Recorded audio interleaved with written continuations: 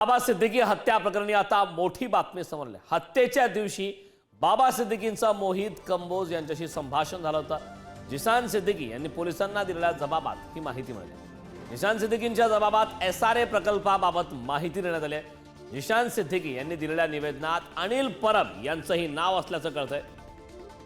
याची मोठी बातमी समोर आहे। या संदर्भात ताजे अपडेट देण्यासाठी आपले प्रतिनिधी निखिल चव्हाण आपल्यासोबत जोडलेत। निखिल, हत्येच्या दिवशी बाबा सिद्दीकी यांचं मोहित कंबोज यांच्याशी संभाषण झालं होतं अशा प्रकारची धक्कादायक माहिती आता समोर आलेली आहे। खरं तर या संदर्भात निवेदनात सुद्धा अनिल परब यांचं एसआरएच्या निवेदनात नाव होतं अशी माहिती मिळते। काय या संदर्भात सविस्तर माहिती? कारण आपण पाहिलं तर बाबा सिद्दीकी यांचा जेव्हा हत्या झाली त्याच्यानंतर जो त्यांचे मुलगा आहे जिसान सिद्दीकी यांचा जो जबाब आहे तो नोंदवून घेण्यात आलेला होता।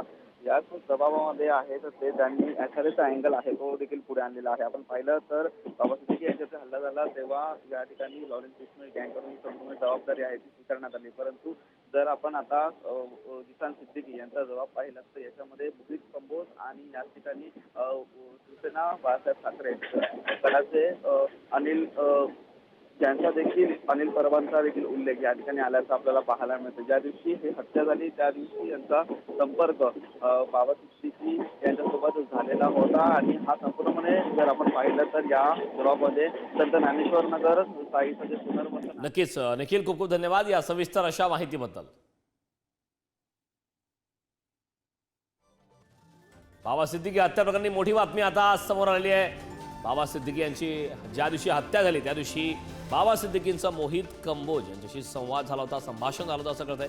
जिशान सिद्दीकी यांनी दिलेल्या पोलीस जबाबात ही माहिती आता समोर आली।